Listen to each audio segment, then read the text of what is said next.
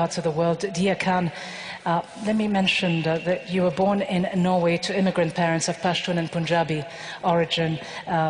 You're a film director, producer, composer, and human rights activist, a strong defender for many years of women's rights and freedom of expression. That is your background, I just mentioned, born in Norway to immigrant parents of Pashtun and Punjabi origin. Your debut film as director and producer, Banaz, A Love Story, won you a Peabody Award this year and an Emmy Award as well. And it's a movie that has been many years in the making about an issue that you hold quite close to your heart, honor killings. To what extent can artistic expression, whether it be in film or in music, the visual medium of art, to what extent can it enact positive change to bring to the attention of mainstream populations around the world the critical issues of human rights, like honor killing, something that we don't often hear about in the mainstream media? Well, I think that artists are just another manifestation of human rights activists. I think artists just use whatever their chosen form of art is as another instrument for social change. So I believe that our contribution or our role in the society that we live in is to contribute through those colors that we have available to us. And the reason I do believe that it's so significant that we utilize languages like art is because it's, more often than not, it's an emotional language. It's not just an intellectual language, but art is something that can appeal to our heart and our soul in a very different way. I think it can hit us and move us and give us the ability to genuinely also connect with each other, in the sense that I really feel like, you know, if you tell a story very well, or you create an image, a painting that is very well crafted, I think that has the capacity to make us recognize ourselves in each other. So I think that the capacity for empathy is something that is far greater in the realm of art than, for example, in politics. So although, you know, political activists and social activists are very necessary and very important in the grand struggle that we're all in, I think artists can contribute towards an emotional language. And it can make the issues all the more real. I think so. I think it makes it, I think it humanizes the issue in a very different way. You know, in the film that I made, it's about honor killings, but it's about one specific girl who was living in the UK and who was brutally murdered by her family in 2006. And for even campaigners who'd worked on this issue for many years and who'd seen and read and crafted so many reports about this issue, once they actually saw this young woman speaking about her reality in this film, even they were touched in a very different way. So I think we need to be able to engage people on every level possible, because the challenges are so great, and the problems that we have are so deep-seated and so old that we need to apply everything we can. And because art, as you say, resonates so well with so many people in a way that words often don't, how difficult does it make your life as a human rights advocate, as someone who comes from a relatively conservative background? How does it make you handle the challenges, the opposition you face from people within your own community who oppose not just the role you play as a woman, but the fact that you are bringing to the fore issues that they very much perhaps believe are part of their own traditions and culture? Well, I mean, for me, I spent most of my life trying to walk a line of balance and trying to walk a line of compromise. And as I got older and as I realized that none of the issues that I cared about and none of the issues that I was facing myself were going away by me walking this line of compromise, is the point where I realized that the only way out of this is actually to be more fearless, and to actually dare to grab hold of these issues, and to dare to ask questions, to dare to fully be yourself, and dare to challenge people to be themselves as well, and to really encourage genuine, open, honest dialogue, not just slogans, not just a lot of very beautiful words or speeches, but actual actual dialogue where we can ask uncomfortable questions. And with that, you will always have negative reactions. Because when you are being honest, with honesty also comes the discomfort that brings. But for me, I came to a point where my fear of what happens to women if we remain silent became far greater than any fear I could have for myself of consequences that I might face as a result of speaking up. So, you know, I as a member myself of the societies where women are brutalized in this way, and perhaps I chose no longer to stand by in silence as our women are erased, as our women are suffering in silence. You know, we have to, if we remain silent, this will continue. This is why it has continued.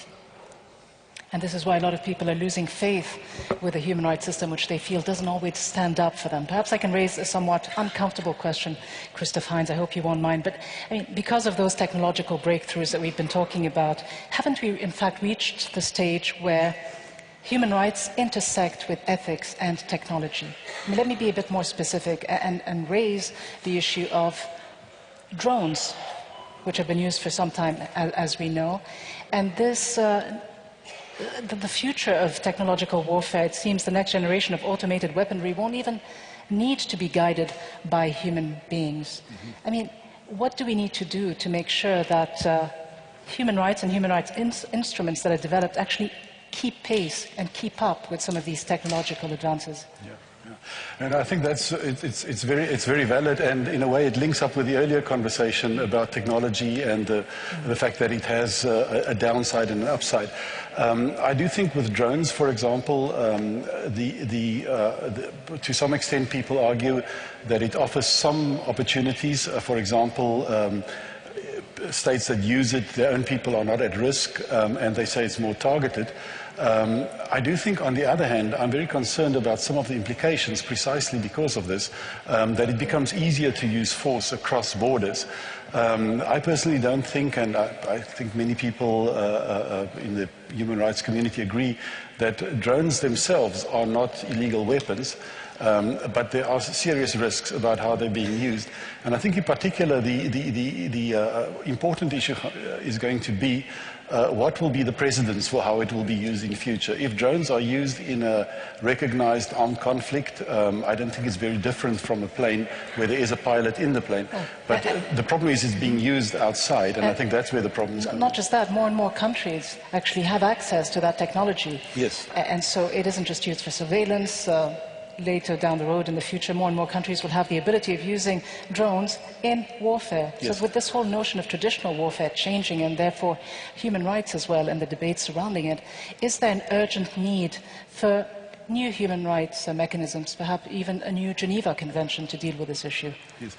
Well, I think with drones, if we make the distinction between reconnaissance drones, unarmed drones and armed drones, personally I think reconnaissance drones often offer huge opportunities, so that you can get information. If one looks at some of the conflicts in the world at the moment, the Democratic Republic of the Congo, for example, if you can use a drone simply for reconnaissance purposes and you don't place people at risk to find that information, I think you're making progress. But what stops you from then using it for other purposes? Well, the problem comes in with the armed drones then. And if armed drones are used in armed conflict, I don't think there's such a big problem. But if it's being used outside, and that is where the issue comes in. My own feeling is that with armed drones, what we need is to apply the existing international humanitarian law that we have more rigorously. The rules are in place. The problem is that the rules are being bent. And that is what we cannot afford, is that the rules become, exactly as you say, that many states may now have this technology, they use these wider rules, and that makes the whole world a more dangerous place, and it makes individual life more cheap as well. Where we may need new law is on the issue, that second one you mentioned, of lethal autonomous weapons. So if drones have computers on board and there's no longer somebody on the ground and that person decides whether to use force, but the computer itself decides, then we have computers deciding whether people are going to live or die. And law never anticipated this from happening, so our law is not ready for that kind of thing. And we need to decide collectively as a planet, really, whether we want to have such a situation. And there are real serious debates going on about that issue at the moment. I would just like to say that, surely we don't want to be moving in a direction where taking each other's lives becomes easier and easier. Surely that's not the goal. Surely the goal isn't that we can resign that sense of guilt or that sense of having to look somebody in their eyes and possibly changing your mind. Surely that's a good thing. Yeah. So anything that desensitizes us from each other and that removes us from each other as human beings, that has to be, we have to stop that. We have to fight against that. I don't think we should negotiate on what forms. How can we kill each other more effectively and more efficiently? Yeah. I think the conversation should be the opposite. And that the lack of transparency doesn't lead to a lack of accountability. Yes, and what life is more worthy of living? What life is collateral damage and other life we have to hear about for decades to come? We just have to decide that there is no us and them. When we talk about goals and hopes for the future, for me, that's it. It is that whatever we can do to blur these lines of us and them, the more we can just become we, all of us. We all share what's at stake. Our futures, our collective futures are at stake here. And the more we can approach it that way, the better, rather than how can I damage you more and how can I hurt you and then feel as self-righteous as I can possibly feel about it and resign any responsibility. And while we're at it, let's sign away and bargain away women's life in the process. I think we get really tangled up in our own strange little rules that we then just get trapped in and forget that at the end of it, our humanity is what should be driving our decisions and our policies and laws. But I think it was also clear, especially with the drones issue, is that when it was simply a concept that people knew something like that happens in the other part of the world, and in chambers such as this, people think about it, it's very difficult to give it a human face. But as soon as the news footage came out and individuals account what happened, and it becomes a human issue, I think it's much easier to see what the consequences are. Yeah. And it's perhaps also no coincidence that at the moment it seems there is quite a significant drop if one compares it with a year ago in terms of drone strikes, because it's become more of an issue. And that's where I think journalists, civil society is very important in terms of getting the information out, because it's one thing to think about things in strictly abstract terms and another to talk about the reality. And just a question on Twitter coming through, asking essentially, can we handle the proliferation of drone use, an issue that you have talked about? So perhaps we can open the floor to questions. We have a question at the back. Thank you very much. I've already read about and talked to victims of nuclear weapons, and it seems that the wars between human rights and nuclear disarmament clearly exist. I would like to ask the floor your thoughts on these divisions that can put in danger thousands and millions of people and for generations. Thank you. I didn't get the whole question. Would you repeat? I was mentioning the divisions between human rights and nuclear disarmament, and then impacts on the ground for thousands of people. I would like to ask the floor your visions on these divisions that actually can put in danger humanity as a whole. Thank you. Yes, I'm not 100% sure I have the whole question, but from what I heard, the question about the use of nuclear arms, is that correct? Nuclear weapons, sorry. Again? Nuclear weapons. Yes. And the divisions that they create? Between human rights and nuclear weapons. I was wondering your views and thoughts on these divisions that can put in danger either humanity, because we don't usually see the humanitarian and human rights aspects of, for example, nuclear disarmament. And I'd like to ask you your views on it. Thank you. Yeah. Give us your quick thoughts on this. Yeah. No, yes, I do think if one looks at the perspective that I look from, in particular the right to life issues, of course nuclear, the use of nuclear arms and the possibility of the use of nuclear arms is one of the main threats that can arise. There are all kinds of legal issues about the International Court of Justice that has ruled on that, but the ultimate threat is to the right to life that is offered by that kind of technology. And I think then if one looks at the division that it creates as well between the powerful and the not powerful, it is indeed a major threat for the right to life, but also in terms of the balance of power on the planet itself. So I do think it creates inequality. And I think in addition to that, we should say that we need to be aware of the threat posed by nuclear arms, but also we have all these other threats that are coming up. We've referred to drones, we referred to robots, nanotechnology, biotechnology. All these things pose additional threats, and I think for that reason, to some extent, we can say yes. We look at 20 years and what has been achieved in those 20 years, but there's certainly no room for complacency, because all these issues really need to be addressed also in a human rights way. In other words, equal participation between the 7-8 billion people of the planet. Let's get another question, if we can, from the floor.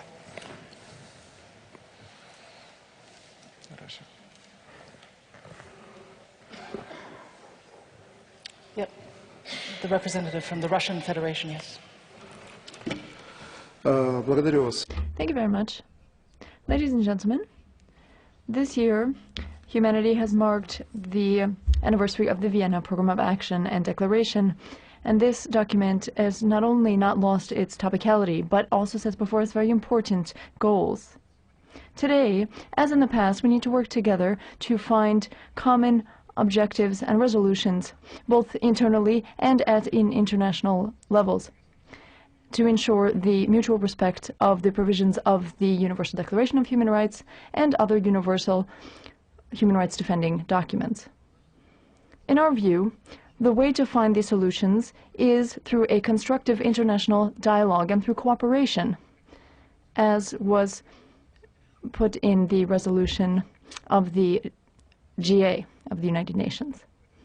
In this connection, I would like to request how you see the practical implementation of international cooperation through all of the human rights defending mechanisms of the United Nations.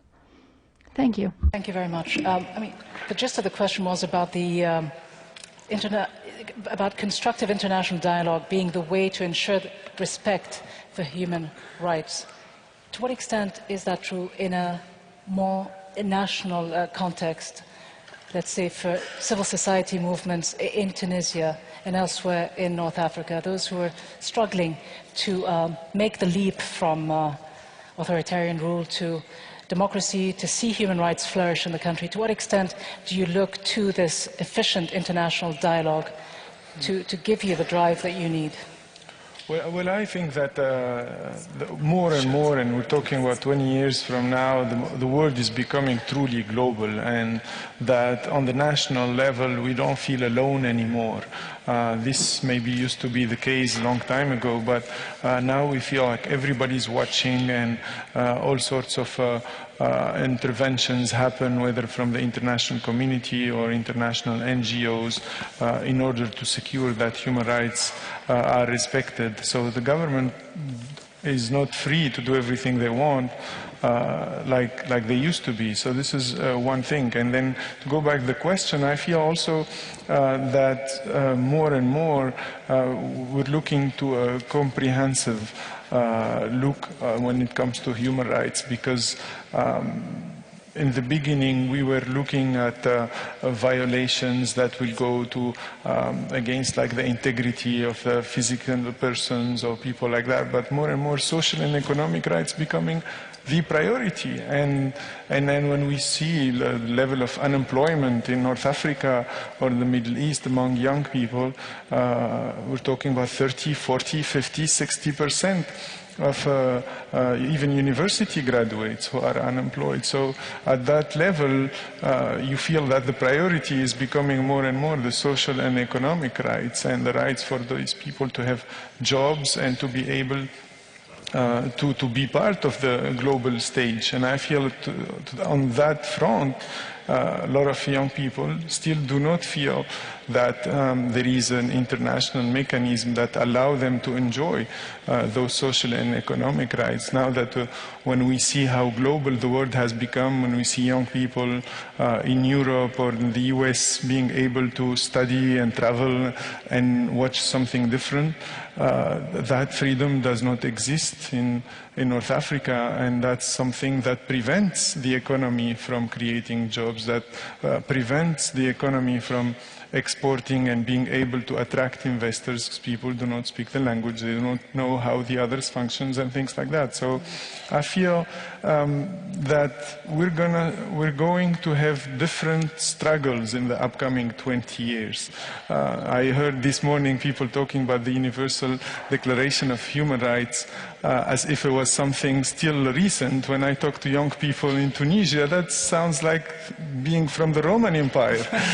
So I think people already built on what has been achieved in terms of instruments, and they're looking forward to what's next, and those challenges that are coming in the future for a generation or for a world that's really majorly composed of young people and young women. They do not feel that the instruments that exist right now are going to be able to respond to their demands. Yeah, I mean, to what extent is that true? When you talk about human rights, the people you meet, to what extent are they aware of their rights? To what extent do they understand and care about all these conventions and declarations? Or is there a need to overhaul and refresh the system in some way to make it more relevant to today's world? I mean, most young people that I speak to, and most of the women that I've worked with as well, whether they're from Muslim or immigrant communities in the UK or Norway or Paris, or young girls in Egypt,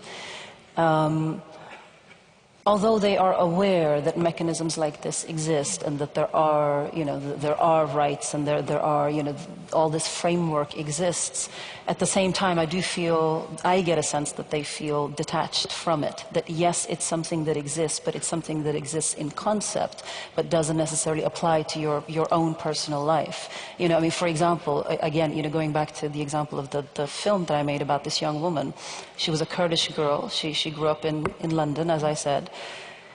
She was, her genitals were cut as a child. She was forced into a marriage, and then was in a very abusive marriage, and then she was raped and murdered and stuffed into a suitcase. So human rights declarations, how relevant were they to her?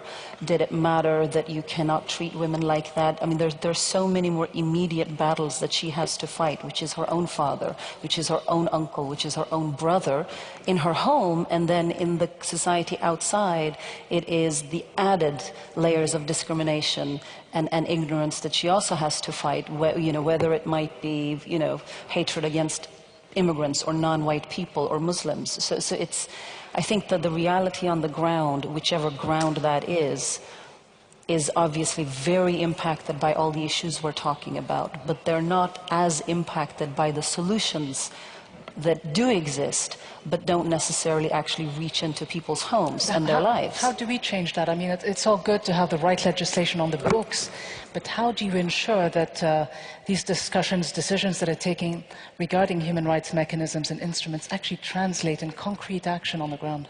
Yes. But I think how do you do that, though? I think it's very important what is one's starting point. I think in some ways, sometimes we think these treaty bodies and the United Nations and so forth is the most important custodian of human rights.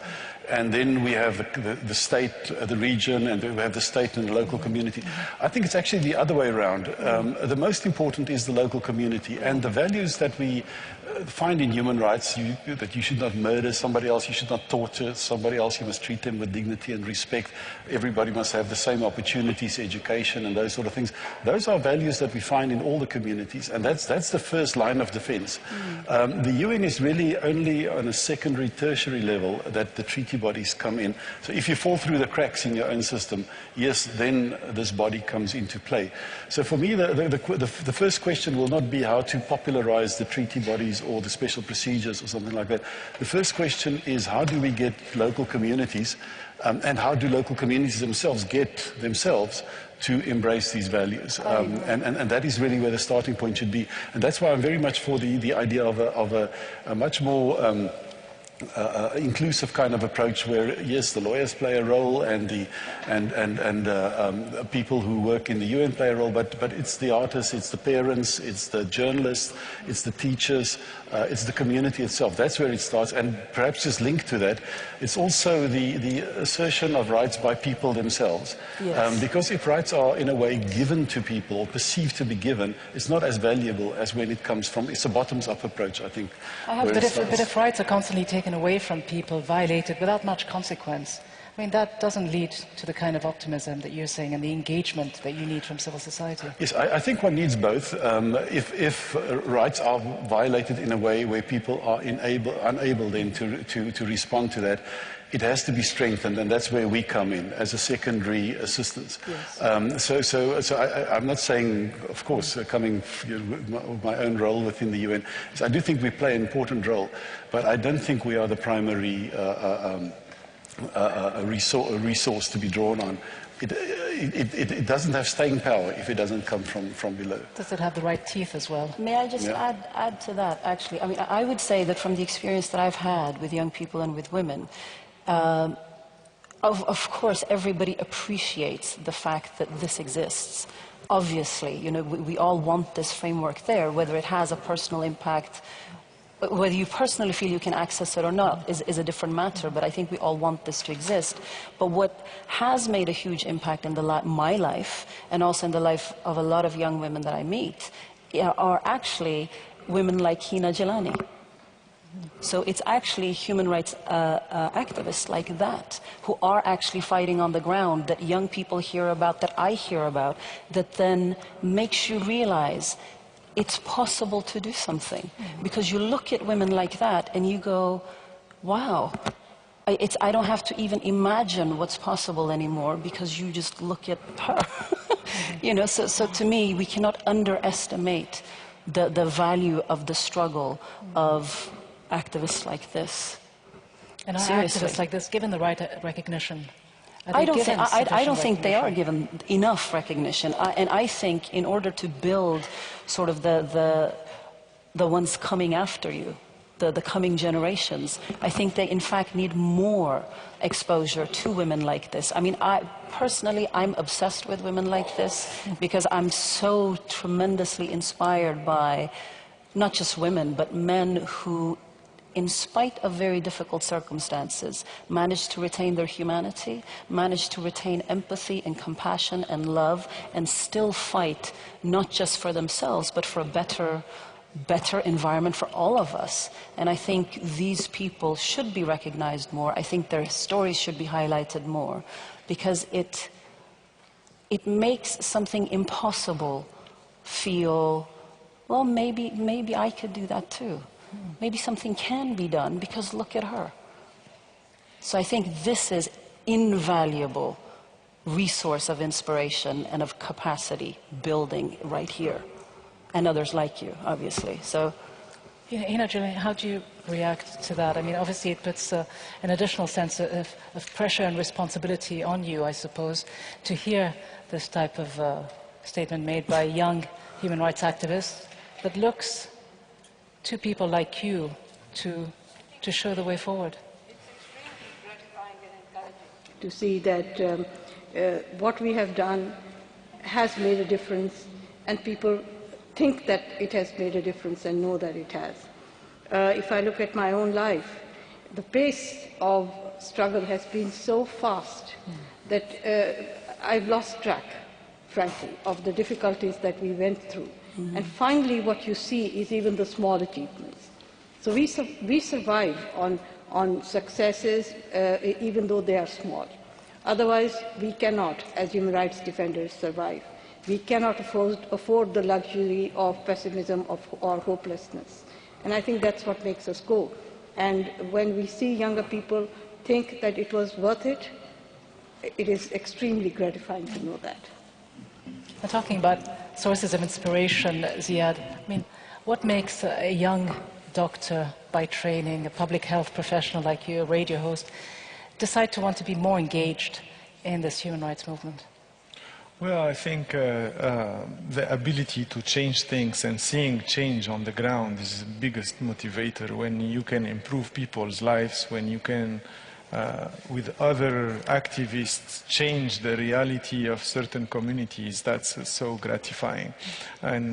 And being able to do that on the public health level, being able to do that also on the news level, on informing people so they can take informed decisions, I think that's very gratifying. And we definitely learn from the battles that others have led in other countries. And on that front, we definitely find sources of inspirations as well, because I feel like in the room and throughout the day when we talk about the Arab Spring, it looked at as the biggest disaster that ever happened in the region. But I still feel it's the Arab citizen spring, that the Arab citizen who used to live under dictatorship learned that at some point they can say no and rise up and do change. And I'm seeing, even like most of the news that you see on the newspapers are negative, I'm seeing a lot of good stories of communities coming together and creating change. I'm seeing people protesting and asking, knowing what to ask for. But is that enough, though? Is it enough for many people to take to the streets and demand change? Or do you need also the right kind of organization that goes behind building the right infrastructure? I totally agree, but it's been just 2 years. It's the beginning. Just 2 years. I mean, give it some time and you will see how things will come together. We just have the first wave of election. Other elections are coming. People are going to start campaigning to take care of their cities. They're going to start campaigning to take care of their regions. And then more and more we'll see this consolidation of institutions. You can't build institutions in like a few years, but I'm definitely hopeful in the ability of citizens to change their reality, and I feel that that what we've seen so far is dramatic, that's for sure. But it was such a fast pace that no one could predict what would be the situation 3, 4, 5 years from now. So I would say let's stay engaged and let's be hopeful in our ability, because if we crash this hope that was created by allowing citizens to rise up, and if we do not support it, then it will really take us a long time to go back to where we are right now. And that's something that also we've seen throughout history. Things can improve, but things can also go back to worse than what they were. So I feel that a lot of people are watching us, and we can be as well a source of inspiration for other populations. And as you say, it is a long-term commitment. We have a question from the floor. About what you consider the future potential of more crowdsourced human rights legislation, particularly in terms of engaging more with the younger generation and trying to inspire them to provoke change?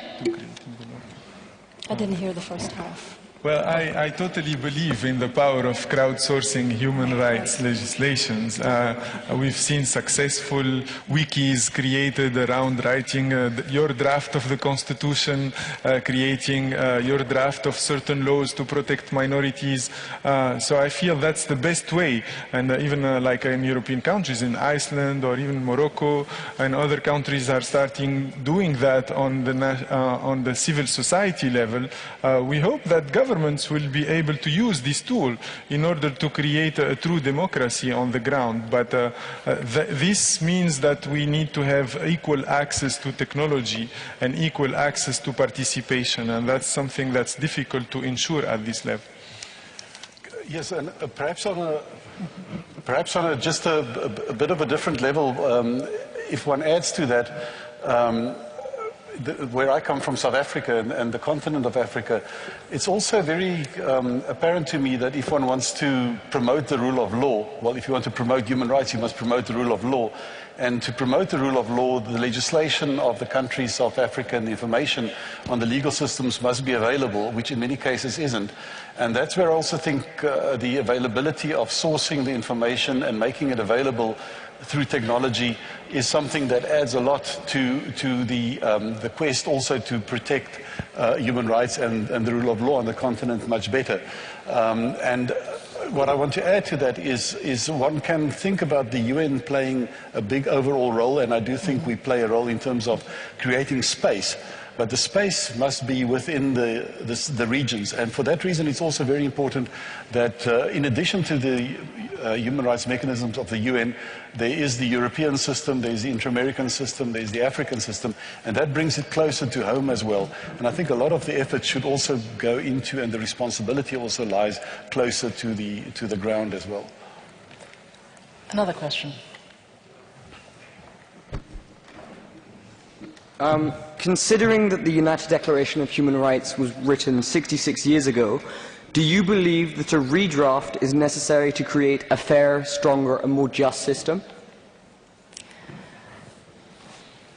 Redraft the Universal Declaration of Human Rights? Are you in favor of that? Is it feasible? Is it a good idea? Because as you say, it was written a long time ago. Some people don't find it to be as relevant to their lives. I simply don't think a redraft is feasible or necessary, but what I do think is it's important that it's a living document, so it must be interpreted, and that is really where our efforts should go into. So it sets out the basic starting point. For us to go back and change that starting point, I think will undo a lot of what has been achieved. But it has to find its way into, in the first place, into constitutions. It has to find its way into legislation and into the regional systems and to our lives as well. There are specific aspects. If we look at the treaties that have been drafted in the meantime, and we saw treaties that came out recently on disabilities, for example, those issues are of broad implementation, but the Universal Declaration is a very broad starting point, and we need to interpret it and to build on it. But I certainly wouldn't argue for a redraft. You wouldn't rewrite it. I'd add from a public health perspective, we always create medical discoveries, and that will be able, let's say even HIV/AIDS, now scientifically we can stop any new infection of HIV, any death of HIV, but it's always the implementation part that lays behind.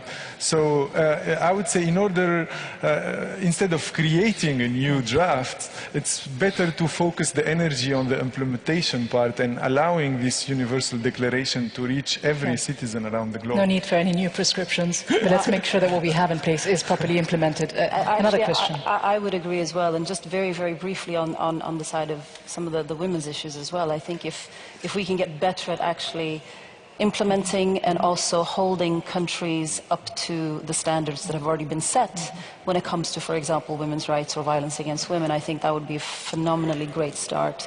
You know, again, I don't think that we need to rewrite anything. However, one of the things that I will say on a much more practical note is that what I have talked to a lot of young women about is this issue of violence against women versus culture and tradition. And I think to say that that's not true or that that's not a reality, I think is absolutely delusional. And I think the fact that women's health and women's bodies and their lives are bargained away in deal-making and appeasing or appeasement or cultural sensitivity or whatever the motivations are is sad. And very disappointing. So areas like that, I think we can obviously greatly improve. Shouldn't be used as a pretext. Exactly. To make sure that people aren't held accountable for their actions and violations. Well, Absolutely. A few more hands are up. We've only got 5 minutes, so let's try to get to each one of them if we can fairly quickly. Go ahead, at the back. A lot of students who go to school locally in first world countries are unaware of these rights being breached because of how far away it all seems on a screen. How would you suggest reaching out to this population of adolescents so that they can understand the tragedy of what's going on outside? Well, reaching out is the same, it goes back to my last response, is the most difficult part. I feel, though, that from my experience, technology has helped a lot. But also the ability of civil society to mobilize and organize themselves and having the free space to do so is also very helpful. But at the end, it's governments who have the most powerful tools by having the educational curricula, by having policies that make sure that the culture of human rights reaches every young people. But this is a big challenge. If we look how young is the world today, and if we today are thinking about 20 years from now, I totally agree. This is the biggest challenge for us. Quick comment before we take another question. Okay. Christof, Heyns. Yes, very briefly, just to talk about one experience that I had. About 20 years ago, a number of universities in Africa started with a moot court competition. And at the time, there are 140 law faculties in Africa. There are very few links between them. It's more than 20 years now, and now almost all these faculties are participating in the moot courts. It's not dependent on any government, it's not dependent on the UN, it's not dependent on anybody else. They keep it going, and that has created a lot of people who now have internalized the human rights norms, and this is now also being done on school level. And school children argue under the constitution, in this case South Africa, but the idea is to expand it as well, and in that way they make these documents their own. And that, to me, is an example of also something that comes up from the bottom. Let's take two more questions, and then we'll hear final comments by our participants. In the middle, yes, please. Okay, thank you. My name is Daniela Dengis. I'm from Geneva International Center for Justice, and my question goes to the panelists in view of the practical implementation and how to ensure the respect of human rights. And here my question goes especially to Christof Heyns, as in his role as Special Rapporteur on extrajudicial executions. What can we do when a state persistently ignores binding international law and international standards? For example, when we know that concerning executions there are fair trials that need to be guaranteed and so on, but there are cases, for example, we are working a lot on Iraq, when it's well known that confessions are frequently enforced under torture, detainees are convicted on the basis of testimonies provided by secret informers and so on.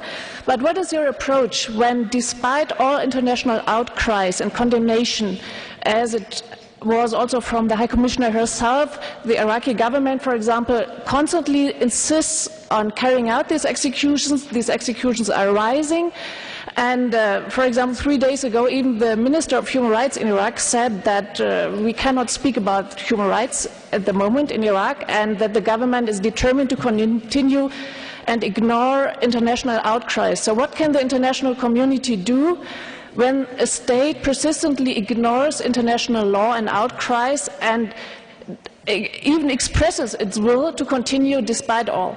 How do you then take to task states, in many cases states with powerful allies, who get away with so many violations of human rights? Yes. How do you pin them down? Yes, this is an issue that occupies a lot of my time and a lot of my work. And very briefly, what I would say is, for me, the starting point would be, if the question is how to impact, of course, we know the international standards are, and the cases that you've referred to are examples of often where people are executed without due process, and where they are executed for crimes that are not most serious crimes, and it's in violation of international law. So how do you address that? Now, I think for me a starting point, of course I don't have the full solution, but a starting point is that it's clear, if you look at the last 20 and more years, that the overall level of executions in the world has gone down quite significantly. And so what is the reason for that? I think in many cases it is some of the issues that we talked about, technology and so forth. People are more in touch with each other. It's also peer pressure. It's other states exercising pressure. It's the work of bodies such as the one that sits here. And all of that together means that states experience that they have less acceptance and there's less scope for the use of the death penalty. And people's minds also are influenced that they find it more and more unacceptable. Now, that is, if that is what caused, over the last 20 and more years, overall decline in the world, then we need to intensify those things. And this is something that certainly that I focus on, and where I think NGOs, for example, play a very strong role.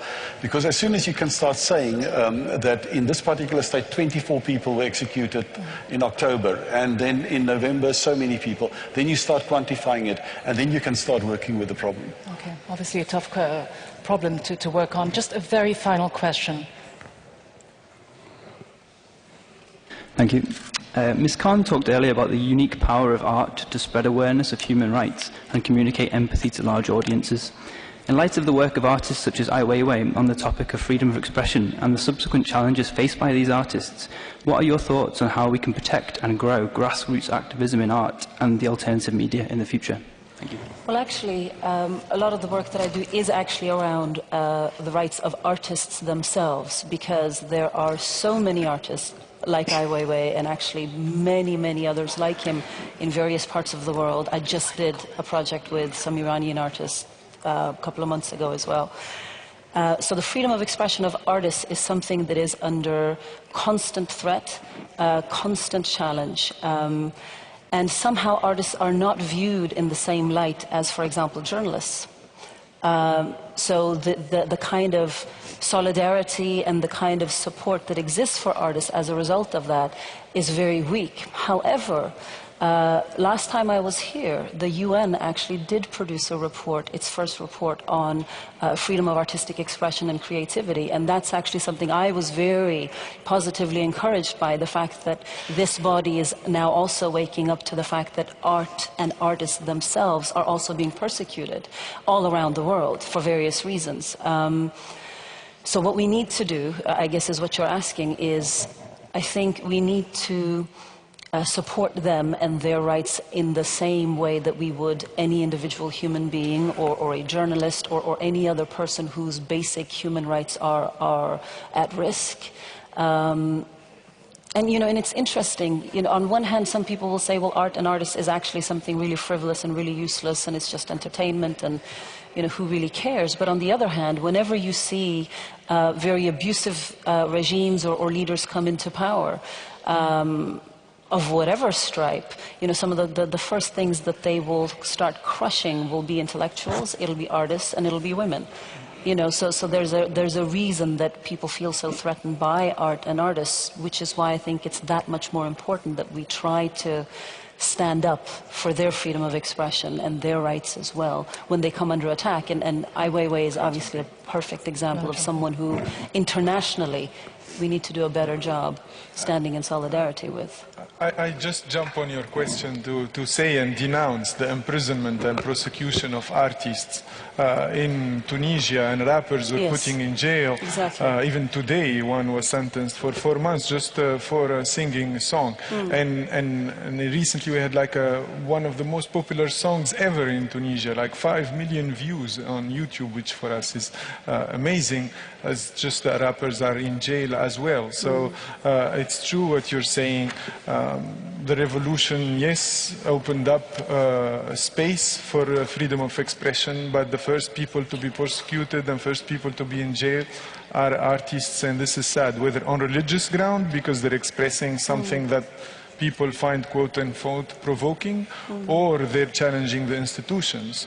And that's extremely sad, and I hope that here the international community needs to mobilize around the freedom of artists to express themselves. Christof, Heyns, just as we prepare to wrap up, as you just did with the rest of us, you heard some of the concerns articulated by the younger generation of human rights activists. What do you think needs to change in the current approach, the current structure of the human rights system, in order to make sure that 20 years from now we're not sitting here having the same discussion?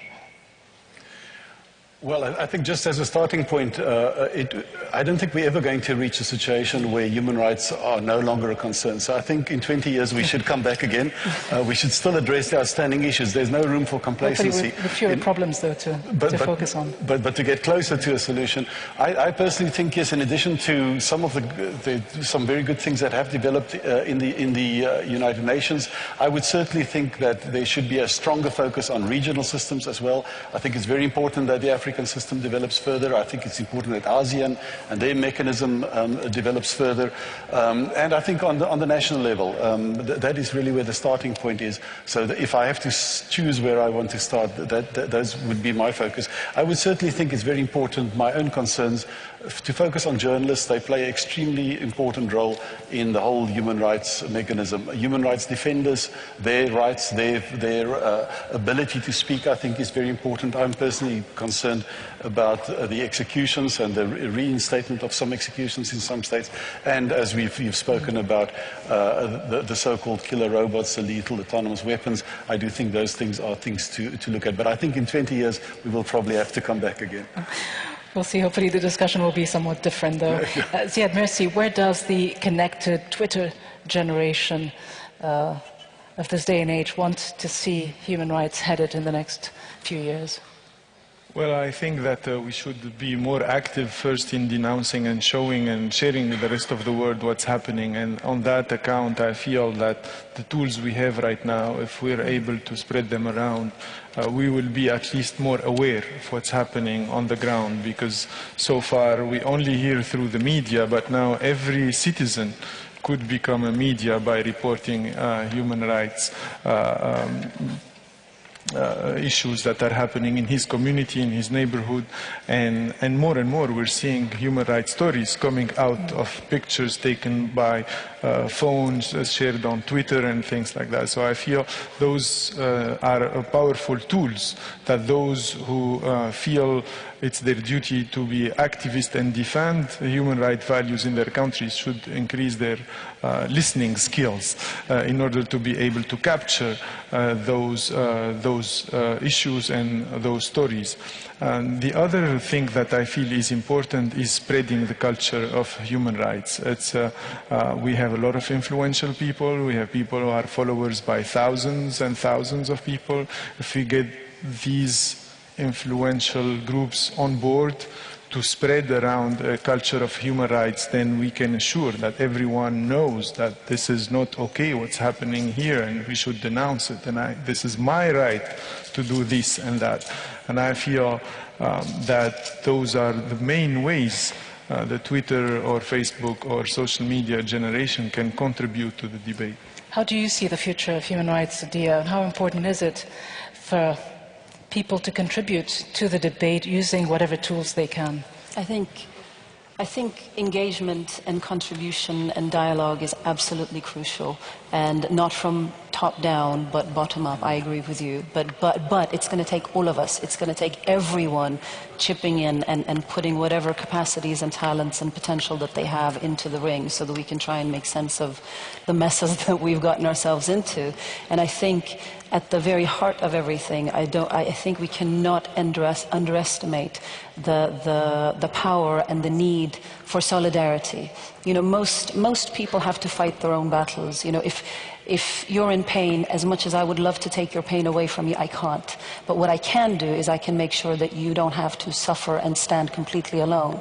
And I will go back again to the very remarkable and incredibly inspiring, brave people scattered around the world who are standing up, not just for themselves, but for all of us. You know, and again, you know, people like that, people like Hina, Jilani, and others like her. And I think what we cannot do is to let them stand on their own. They don't have to stand alone and fight these things. I think fight these very difficult challenges. I think solidarity is absolutely crucial. And I will say, working with as many young people as I do, I am so hopeful and so excited for the next 20 years, because the passion and the drive and the talent and the potential that I see in these young people is absolutely so wonderful. It's so wonderful, and the promise that lives in them is spectacular, and I look forward to seeing that potential actually fulfill itself. But we have to facilitate and support it and be there for them as that happens. We have to create the room, seize the opportunity. Thanks very much for an inspiring conversation and for showing that each one of us has a role to play in the defense of human rights. Deeyah, Khane, Zied, Mhirsi, and Christof, Heyns, thank you all very much indeed. And allow me now to welcome to the stage once more Salif Keita for a final presentation.